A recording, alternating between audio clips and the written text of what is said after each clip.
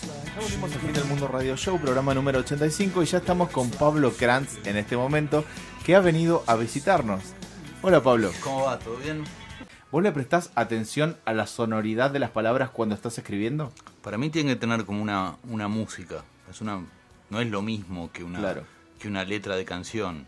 En ese caso, muchas veces incluso lo más importante, cuando tenés que elegir entre 2 o 3 palabras o 2 o 3 opciones, es elegir la que te parece que suena mejor, que el sonido de la palabra queda mejor con la música, etcétera. En la literatura también para mí hay una música constante todo el tiempo, que es la que me va orientando, que es la que voy tratando de seguir cuando voy escribiendo y que me hace decir esto está bien, esto está mal. Si falta esa música, me parece que algo falla. Cuando estás escribiendo, por ejemplo, un libro, preparando un libro, un proyecto, ¿de alguna forma deriva en un disco como canciones o música o material que te faltó o que no te entra en el proyecto del libro, te entra en tu disco? No. Eso me pasaba en otros tiempos, hace muchísimos años. Te diría que hace 20 años. Cuando todavía no había publicado nada, ni discos ni libros, y no sabía qué de todo lo que hacía llegaría a alguien alguna vez. Saldría de, digamos, los dominios de mi habitación o tenía una banda con la que tocaba a veces, pero que podría tener algún tipo de vida fuera de mi cerebro. Y entonces, en esos casos a veces sí, tenía una idea con la cual escribía a la vez un cuento y una canción, esperando que alguna de las dos tuviera una oportunidad de existir. Pero no, hoy en día no me pasa para nada. ¿Tenés un recuerdo patente de vos hace 20 años? Sí, tengo mi recuerdo patente de mí hace 30. ¿Y te consideras que en este momento, como músico, como artista más que como músico, estás en el lugar que vos esperabas estar? Y yo creo que me sorprendería mucho, sí. Yo en esa época pensaba que yo era una persona muy extraña y que nadie entendería jamás. Y de golpe me doy cuenta que ni soy tan extraño ni es tan difícil. ¿Sentís que es algo común en un artista sentir esa extrañeza con el resto de las personas y después cuando empiezan a mostrar su obra sienten como en mi caso el tenía lugar? que ver con otras cosas. Tenía que ver con que yo cuando terminaba, digamos a los 17, 18 años, estaba en lo que era el mundillo punk, after punk, anarquista, que éramos 100, 150 personas, y yo pensaba, y que además éramos los únicos que escuchábamos a ciertas bandas, como, no sé, Joy Division, que ahora todo el mundo la conoce, pero en esa época era otra cosa, o bandas que hoy en día tampoco nadie conoce, como Pere Ubu o Wire un poco más.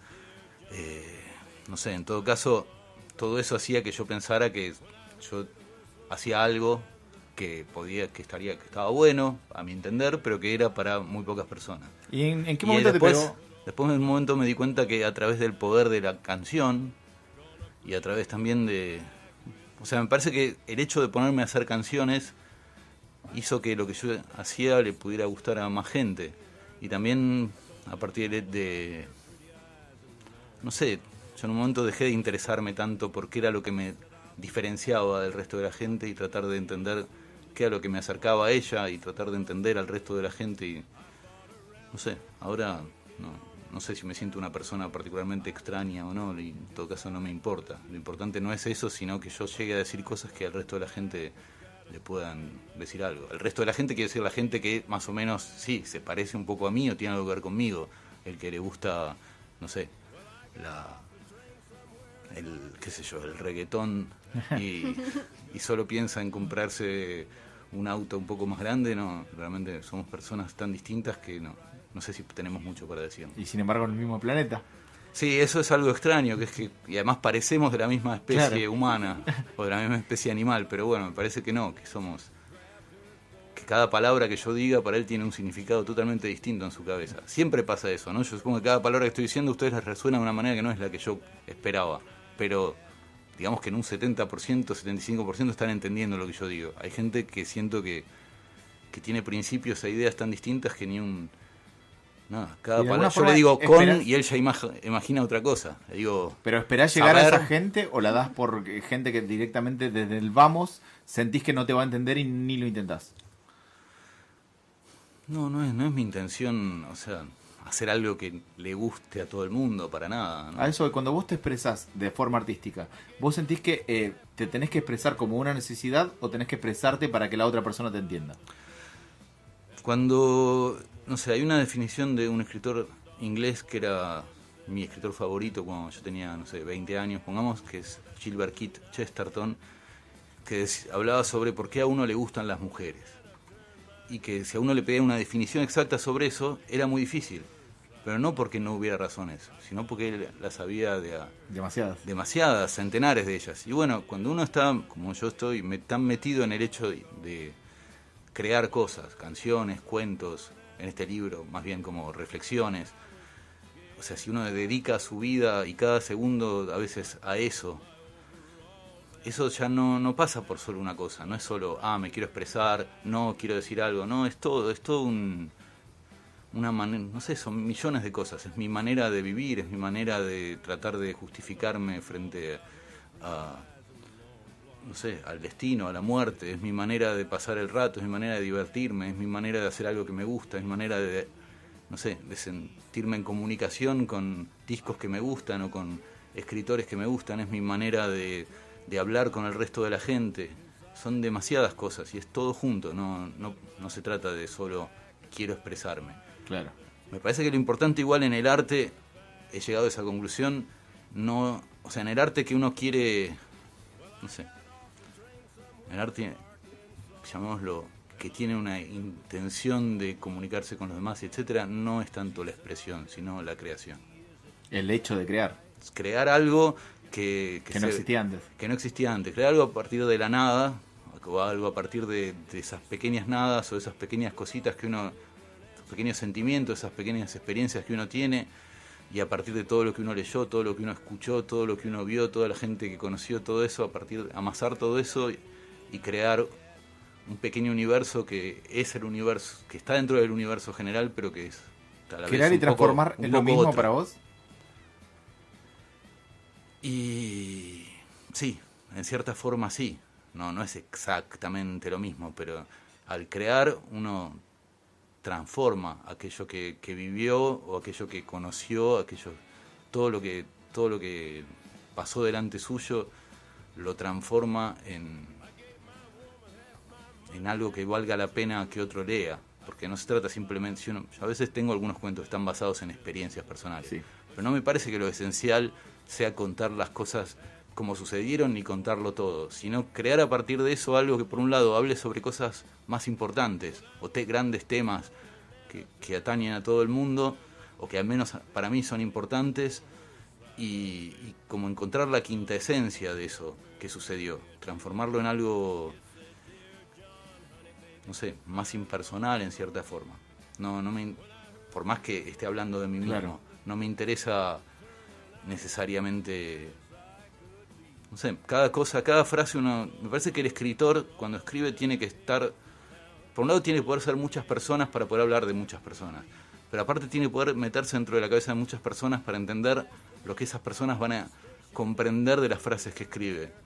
Hay mucha gente que por ahí escribe y dentro de su cabeza, no sé, la palabra altar le remite a, no sé, cuando era chico y estaba tomando la primera comunión y que justo ahí, por eso hace que el altar sea malo.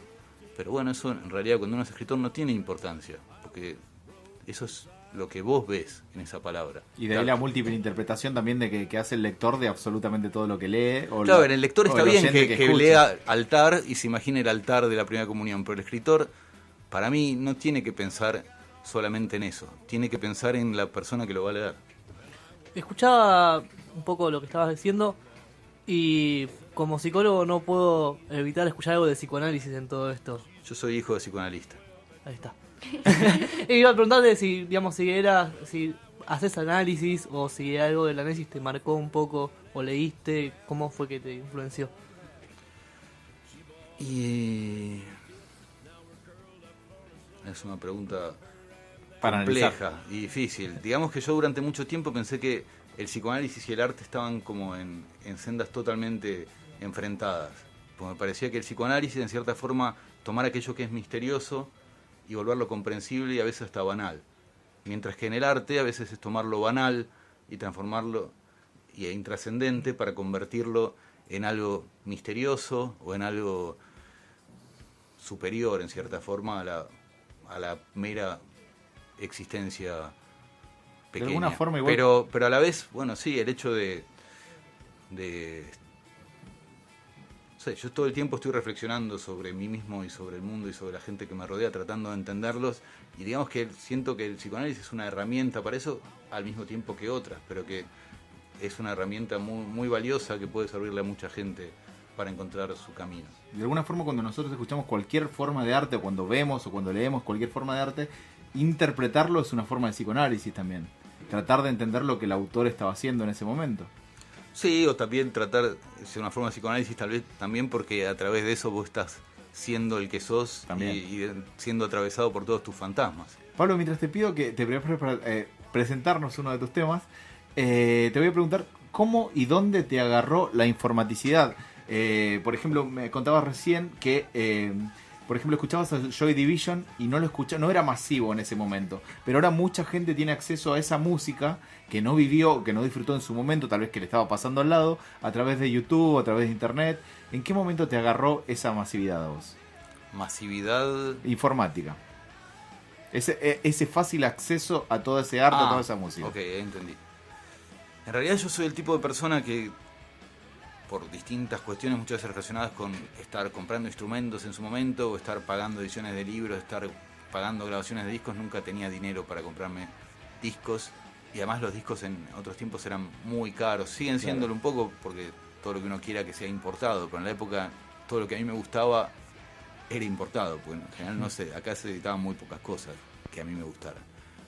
Y se habían editado en otros tiempos, pero no sé, si querías conseguir la mayor parte de los discos, no sé, si querías conseguir un disco de, no sé qué decirte, de Television, era muy difícil conseguir un disco de Television. Se había editado, creo, el primer disco, Marky Moon, pero bueno, claro, habrían hecho 300 copias en el año 77, anda a conseguirlo. ¿Y ahora qué sentís que es y después, solamente tipear Marky Moon? Claro, entonces en esos tiempos era una búsqueda del tesoro. Claro. Uno tenía un cassette que se lo había grabado de otro cassette, que estaba grabado de otro cassette aún, y ya tenía un ruido de cinta terrible, pero uno se daba cuenta que había una música ahí, la escuchaba, y yo me sabía de memoria. Yo tenía, no sé, pongamos 700 cassettes grabados y aquí, no sé, 100 vinilos. Y me sabía todo de memoria, o sea, lo escuchaba sin parar y sabía exactamente todo lo que sucedía. Y para mí escuchar la música a esa altura, salvo los momentos en que por ahí tenías acceso a un nuevo disco, era, qué sé yo, era estar en medio de un entorno familiar y que amabas, y como estar dentro de una casa que conocías de memoria, claro, pero que amabas tanto que te gustaba estar ahí adentro. Mientras que después, cuando me fui a vivir a Francia, a París, en el año 2002, de pronto tuve acceso a una conexión a internet muy buena y empecé a recuperar todo el tiempo perdido. Y empecé a bajar música a lo loco, sobre todo basado en unas cosas que ya no existen, pero que eran los blogs de música, en los cuales que eran muchas veces estaban, no sé, orientados a un género musical, y dentro de ese género musical a un subgénero incluso, y que en el cual tenías por ahí 300 discos de country de los años 50, o tenías, qué sé yo, 300 discos de acid folk de fin de los años 60, y bueno, yo me metí dentro de eso, y la verdad que eso cambió mi vida musical ¿eso fue para un siempre. detalle para vos, o fue algo realmente que te cambió directamente la cabeza, por decirlo así? Eso cambió muchísimo todo, porque yo muchísimas cosas que las conocía por haber escuchado un disco, o porque claro, alguien me había hablado, no sé, la guitarra twang. Y ahora tenías la discografía directamente. Claro, una música surf, había escuchado un poquito, pero de golpe, como me encanta, por ejemplo, la música surf instrumental de comienzos de los 60, o incluso muchas cosas de los últimos tiempos, no sé, tengo 1000 discos de música surf. Y encontré esta nueva manera de escuchar música que es la que me gusta ahora, es escuchar todo el tiempo cosas nuevas para mí, ¿no? Porque puede ser algo de 1953, pero escuchar todo el tiempo cosas nuevas y sorprenderme, y además eso también te permite después, como yo en mis discos no solo hago de cantantes o compongo los temas o grabo alguna guitarra, sino que hago de productor, de ingeniero de grabación, y ahora en este disco que estoy grabando ahora, que es el sexto, de coproductor, pero hay montones de cosas que las hago yo, y eso te da un abanico de posibilidades y de referencias musicales infinito. O sea, de golpe se te ocurren cosas en base a discos que escuchaste, porque en realidad la música rock para mí se aprende de los discos. O sea, no se aprende de la ósmosis no se aprende de las partituras, no se aprende de un maestro, se aprende escuchando montones de discos. Eso es algo que no cambió a través del tiempo. Por ejemplo, cuando eras muy chico, tal vez escuchabas esos 700 cassettes que tenías y tratabas de sacar los acordes de los temas, y hasta el día de hoy. Sí, Keith Richards también, por ejemplo, dice que él aprendió a tocar escuchando discos de Chuck Berry, tratando de sacar los temas. Esa es la manera, en realidad. Porque a veces el rock se volvió algo muy, digamos, por usar una palabra complicada, proteiforme. Se volvió una música que es miles de cosas a la vez. Que por ahí, por esa especie de origen medio híbrido que tiene, como que es el hillbilly que se mezcló con o sea, la música de los blancos del campo se mezcló con el boogie boogie y el rhythm and blues de los negros. Pero a partir de eso es una música que puede englobar todo. Y en ese eclecticismo del rock, ¿qué se perdió, sentís? ¿Se perdió algo de la esencia de lo que era cuando empezó a surgir en los 60, los 50? Digamos que se perdió una frescura a veces, o se perdió una inocencia. ¿Aún se pierde la frescura cambiando de generaciones y con todo lo que hubo 70, 80, sí, 90? Sí, porque en hoy? realidad la gente en esa época como estaba descubriendo, por ejemplo, el estudio de grabación, descubriendo las posibilidades del estudio de grabación, descubriendo el sonido que se podía lograr, descubriendo, no sé, ahora la mayor parte de las cosas ya han sido hechas. O sea, uno hace nuevas versiones de cosas que ya se hicieron. ¿Y en ese punto se puede considerar que existe algo llamado rock en este momento, o es algo totalmente nuevo a lo que había hace 10 años atrás? Y existe algo llamado rock, pero que tiene miles de rostros distintos. Ya no existe como en otros tiempos. Por eso a veces la gente, no sé, a veces algunos se quejan de que no hay una nueva banda como los Beatles, que sea la banda del momento. Y no puede ser, porque hay demasiadas cosas distintas, claro, demasiados géneros distintos. No podría haber una banda que represente todos los géneros. O sea, no sé, se cambió mucho de la situación. Ahora, para mí me parece que hoy en día lograr algo original, más bien, o digamos por usar una palabra menos pretenciosa, tal vez lograr algo personal, lograr algo que no se parezca necesariamente a nada en especial, pasa por tener tantas influencias y haber escuchado tantas cosas y que termines mezclando cosas que nadie esperaba que mezclaras, juntando cosas que ya existían y que para, no sé, yo diría que si tengo que nombrar mis influencias principales, podría decir que me influenció mucho Leonard Cohen y que me influenció mucho The Clash. Me parece que en general para la gente The Clash y Leonard Cohen no tienen nada que ver, pero para mí sí, yo estoy en el medio. O sea, sufrís o interpretás una especie de sampleo interno. Desarrollo. Sampleo interno, mezclan muchas influencias adentro tuyo, como haría un disc-jockey mezclando discos, pero lo mezclas adentro tuyo y producís algo totalmente nuevo que no existía antes. Claro, sí, esa es la idea. A la vez, obviamente, uno tiene que tener algo que decir y tiene que tener una personalidad, tiene que tener su propio gusto. Eso lo damos por sentado. Claro. ¿No? Pero bueno, más allá de eso, me parece que yo no entiendo una cosa de acá del rock argentino. Hay mucha gente que es que los músicos no escuchan discos. No escuchan, o sea, escucharon 10 discos en su juventud y se quedaron con eso. No sé, otra vez escuché hace mucho un reportaje a David Lebón. David Lebón decía, yo no escucho música porque me influencia. De vez en cuando pongo un disco de Led Zeppelin. Y bueno, qué sé yo, obviamente si esa es tu manera de ver la música, va a ser siempre lo mismo. Bueno, esa es la música que produce David Lebón en este momento claro, también. Sí. Y ahora te pido, Pablo... Y eso pasa también con muchos jóvenes. No sé si jóvenes de 17, pero gente de 25, 30 años, no sé, ya escuchó unos discos en su momento y no escucha nada más. Lo que pasa es que hay muchos jóvenes en este momento que escuchan, por ejemplo, Led Zeppelin y dicen se acabó, y no escuchan otro tipo de música a partir de eso. Y a mí me parece que si, por ejemplo, vos escuchás solo Soundgarden, y es la única, o Nirvana, es la única banda que escuchás. Escuchás Nirvana y Metallica. Y bueno, cuando te pongas a tocar va a sonar a Nirvana o Metallica, vas a cantar, y a menos que tengas una voz totalmente distinta o que el destino te haya hecho, no sé, tener los dedos de una manera que la guitarra suena rarísimo cuando tocas, lo que haces se va a parecer a esas dos cosas que conoces. O podés sacar algo muy derivado de eso, pero nunca escuchaste Smashing Pumpkins, entonces nunca te vas a dar cuenta que está sonando como Smashing Pumpkins, por ejemplo. Puede pasar también, pero en general me parece que pasa más bien lo contrario. O sea, el que solo conoce dos cosas... Hace esas dos cosas. Y hace eso y es difícil que logre salir de eso. Pablo, te pido por favor que nos dejes con un tema o que... Bueno, a ver...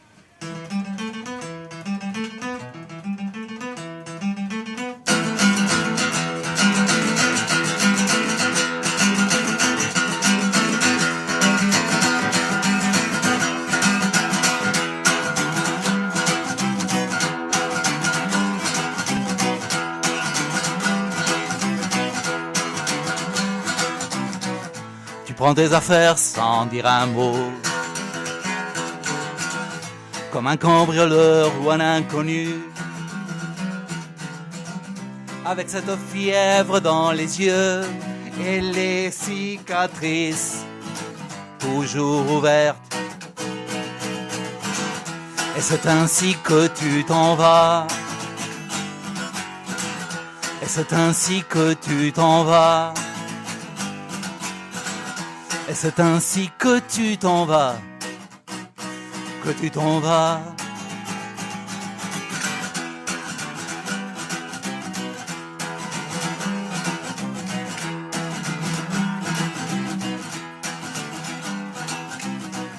Tu restes un moment à regarder le mur et tu te sens soudain si vieux, avec le silence au coin des lèvres et sans un seul mot qui puisse dire adieu. Et c'est ainsi que tu t'en vas. Et c'est ainsi que tu t'en vas. Et c'est ainsi que tu t'en vas. Que tu t'en vas.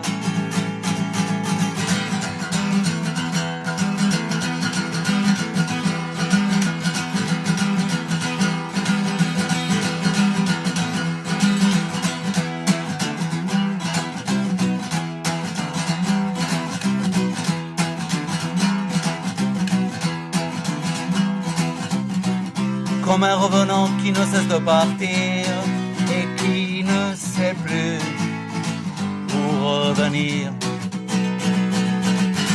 Et c'est ainsi que tu t'en vas. Et c'est ainsi que tu t'en vas.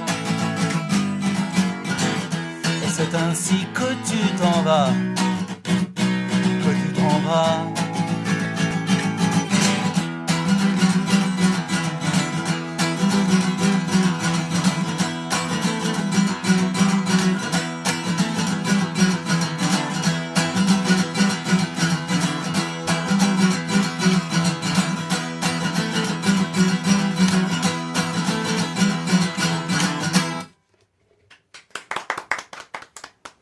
Pablo, ¿qué tan cerca de nosotros estás en este momento gracias a Facebook, gracias a Twitter? Y creo que muy cerca, por suerte. Por suerte, ¿en qué sentido lo decís? ¿Muy cerca de la gente que te conoce? ¿Te sirve a vos para distribuir un pensamiento? ¿Para qué te sirve en las redes sociales en este momento? Y también, como decíamos antes, para infinita cantidad de cosas. No podría sintetizarlas en una sola. Pero en todo caso, me parece que lo esencial es, por un lado, no depender tanto de, por ejemplo, los suplementos de, claro, qué sé yo, jóvenes que anunciaban las fechas en los años 90, por ejemplo, y si no salías ahí te tenías que matar porque nadie se iba a enterar que tocabas y nunca entendías por qué no salías, etcétera. Mientras que ahora, justamente lo otro esencial que está relacionado con eso es que uno está en contacto directo con la gente, con una parte al menos importante de la gente a la que le interesa lo que uno hace. Y ahí te sentís más acompañado de alguna forma, más convalidado por la gente que te escucha, o porque también corres el riesgo de decirte, porque toda la gente que te sigue en Facebook o en Twitter generalmente te va a decir que todo lo que haces está bien, entonces se corre un riesgo de todo perderte. Caso, a mí no creo que me suceda, pues yo soy una persona que siempre tiene un... No, lo digo en general, no sé si vos entendés que puede existir ese riesgo de perderte o de... No sé, no me parece que pase eso por internet. O sea, me parece que en general cualquier persona que se hace famosa, sí, y no es mi caso, ¿no? Pero cuando se hace muy famosa, etcétera, todo el mundo le aplaude todos los chistes y cualquier idiotez que hace le parece bien, y bueno, sí, de ahí viene buena parte de la decadencia de muchos artistas, sobre todo en el campo de la música, porque de golpe alguien les dice que todo sí, que es genial todo, y dejan de tratar de superarse o tratar de hacer cosas que los sorprendan. Pero no me parece que eso tenga que ver específicamente con Facebook. Me parece que eso es algo que le sucede, no sé. Claro, depende de la personalidad de la persona que lo recibe. Depende mucho de eso, pero no pasa tanto por la red social. En cuanto a si yo creo que pueda tener ese riesgo, no creo, pues yo todo el tiempo estoy juzgándome a mí mismo y tratando... O sea, yo soy una persona muy perfeccionista. Claro. Todo el tiempo. Trato de no ser perfeccionista con estupideces todo el tiempo, porque si no me pondría, no sé, a cortar un filet de merluza con perfeccionismo. Claro, Entonces, eso sería la diferencia entre el perfeccionismo y el trastorno y el obsesivo autismo, compulsivo, sí. básicamente. Entonces, trato de que las cosas que no son importantes, no ser perfeccionista y de controlar mi perfeccionismo también. Pero me parece que mi perfeccionismo es la manera que hizo que yo pudiera mejorar. O sea, que el hecho de que yo, cada vez que yo, por ejemplo, pude terminar grabando yo mis discos, o sea, siendo yo ingeniero de grabación sin haber estudiado eso y sin nada, simplemente porque me puse a hacerlo y me dije, esto no está bien, no, esto todavía no está bien, esto no está bien. Y bueno, en el momento, tengo también la ventaja, con esto termino y te dejo hablar, tengo también como el toque, no sé, como un regalo divino, que es que en algún momento yo digo, esto está bien. Porque hay gente que justamente es perfeccionista y después dice, siempre le parece una porquería. No, yo después de corregir algo 300 veces, sucede que lo miro y digo, ahora sí está bien. Eso, una de las contras, si querés, o hermanas mellizas malas, la melliza mala del perfeccionismo, es el ego. Y todos los artistas tienen un poco de ego. ¿Vos sentís que tuviste que luchar contra eso en algún momento, que lo superaste, o que nunca te pasó de que fuera una contra el ego del artista? Qué sé yo, todos los seres de este planeta, me parece que estamos todo el tiempo luchando contra nuestro ego, ya sea porque lo tenemos demasiado grande o porque lo tenemos demasiado pequeño o porque en algunos aspectos de la vida nos pasan por encima o en algunos aspectos de la vida nos creemos que las sabemos todas. No sé, yo lo que trato es dividir. O sea, por un lado está lo que yo hago, en lo cual quiero que sea lo más perfecto posible y estoy muy contento con lo que hago. Por otro lado estoy yo. Yo no sé si soy tan importante, no sé si soy tan genial, no sé, soy una persona, no sé, en este libro, por ejemplo, contengo en la introducción, explicando por qué hice ese libro, contengo en mi interior a un idiota al que todo el tiempo intento reeducar. ¿Dónde podemos conseguir tu libro? Y se puede conseguir, por ejemplo, en la librería del Malva, se puede conseguir en Notorious, que queda ahí sobre Callao, ahí a pocos metros de Marcelo T. de Alvear, se consigue en la Bond Street, en la librería Rayo Rojo y la disquería Anthology, se consigue en Alamut Libros, que queda sobre la calle Borges, se consigue en San Isidro, en la Boutique del Libro, se consigue en La Plata, en Malicia, en la disquería Oid Mortales, ahí muy cerca del Obelisco. También se consigue en la librería Norte, sobre las Heras, casi Pueyrredón. Bueno, no sé, hay un montón de lugares donde se está consiguiendo. Cuando te surgió la necesidad, porque siempre es una necesidad de escribir o producir algo artístico, ¿vos sentías que iba a tener la recepción que está teniendo el libro? En realidad este es un libro extraño, para mí sobre todo. O sea, es un libro extraño en sí, porque es un libro de reflexiones ilustradas con un diseño que no tiene en general nada que ver con los libros que uno espera. O sea, no, y qué sé yo, o sea, no es que hay una frase, después hay otra frase, sino que hay una frase con una tipografía en un lugar, hay otra con otra en otro lado, en el medio hay un dibujo, hay una foto, hay un montón de...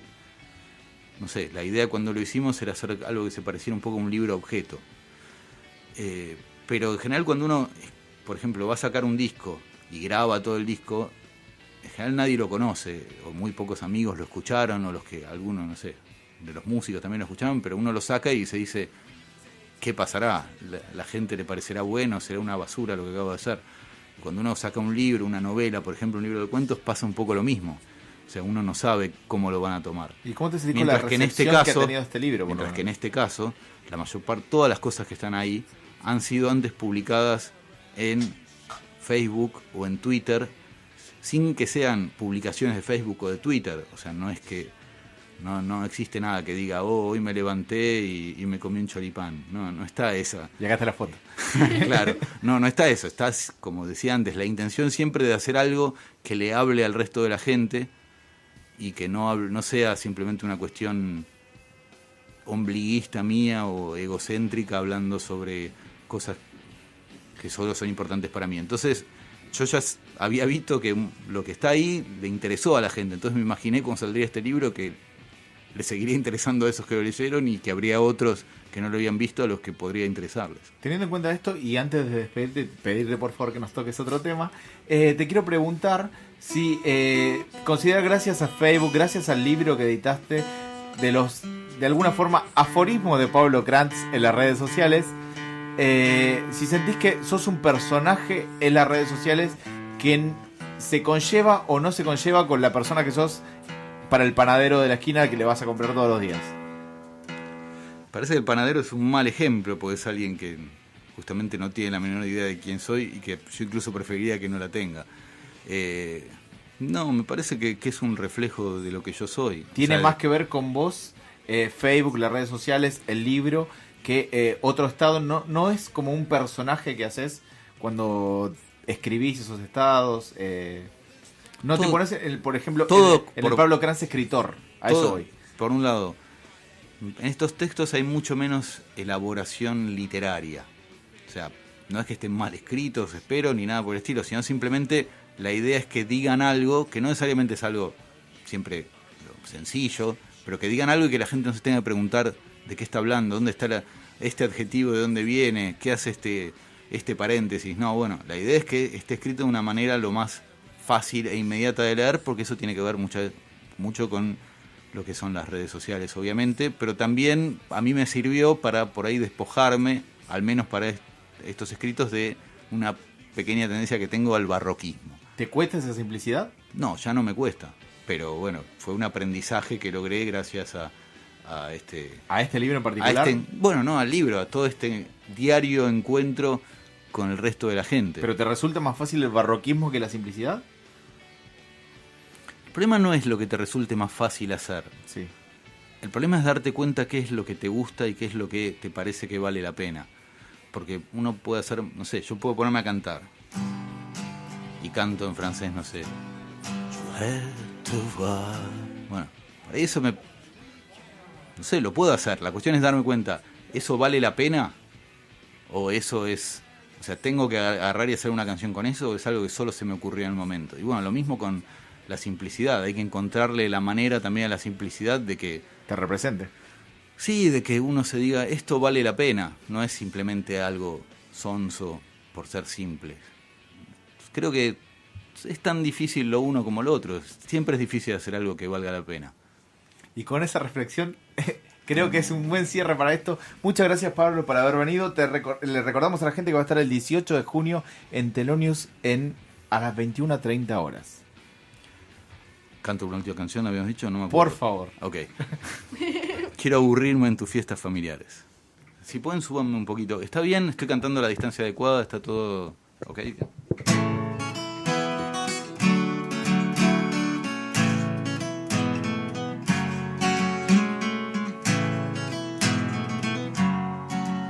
Quiero aburrirme en tus fiestas familiares, conversando de mujeres con tu padre.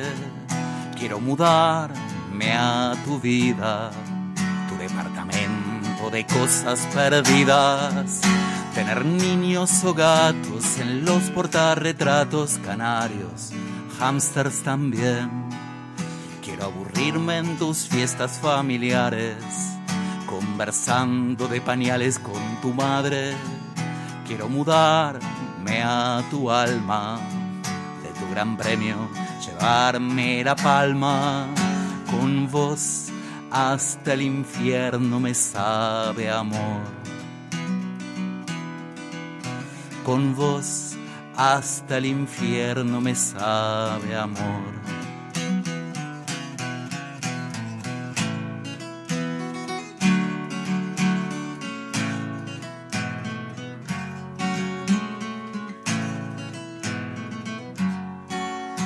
Aburrirme en tus fiestas familiares, ya me cansé de surcar los 7 bares del barrio. Quiero mudarme a tu cuarto, de la casa y de la pesca ya estoy harto. Tener niños o gatos y pasarnos muchos ratos mirando nada en la TV. Con vos hasta el infierno me sabe amor. Con vos hasta el infierno me sabe amor. Con vos hasta el infierno me sabe amor. Con vos hasta el infierno me sabe amor. Quiero aburrirme en tus fiestas familiares.